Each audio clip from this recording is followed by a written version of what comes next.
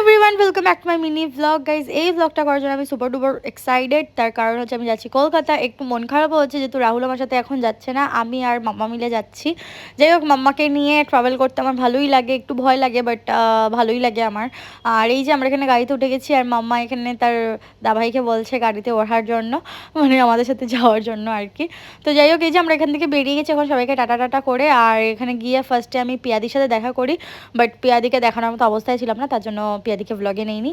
আর তারপরে বাপ্পাইদার সাথে দেখা হয়, বাপ্পাইদার সাথে দেখা করে অনুভবকে নিয়ে আমরা চলে যাই এয়ারপোর্টে। অনুভব আমাদের ছাড়তে এসেছিলো, কারণ রাহুল পরে একা একা ফিরবে, তার জন্য অনুভবকে ডেকে নেয়। তো যাই হোক, তো এই যে ওখানে অনুভবদাও ছিল মামামকে কোলে নিয়ে। আর তারপরে আমরা এখানে ঢুকে যাই।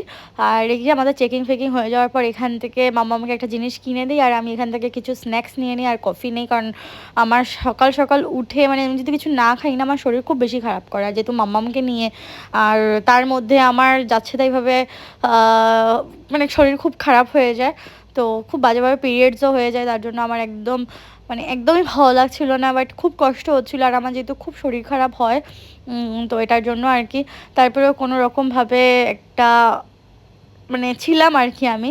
যাই হোক, তারপরে আমরা এই যে এখানে টেক অফ করে যাই। আর এইখানে কি সুন্দর ভিউ দেখতে দেখতে আমরা যাচ্ছিলাম। তারপরে মাম্মা তো ঘুমিয়ে পড়ে, ওর ততক্ষণ ঘুম চলে এসেছিলো, চোখ মুখ দেখে বুঝতে পারছো।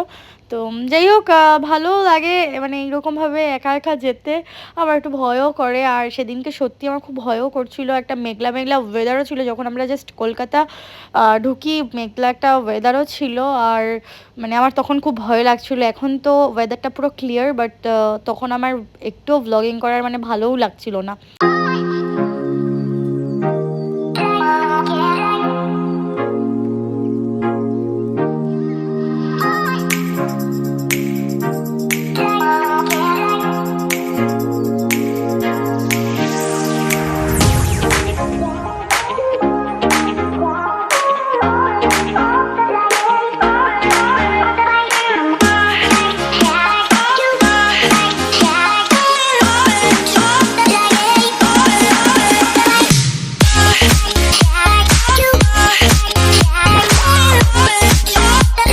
এই তো তারপরে আমরা কলকাতা ল্যান্ড করে যাই। আর কলকাতা ল্যান্ড করার পর প্রচণ্ড বৃষ্টি পড়ছিল, বলছিলাম আমি তোমাদের। আর যে ছাতা দিয়ে আমাদের জাস্ট বাস অব্দি এগিয়ে দিয়েছিল।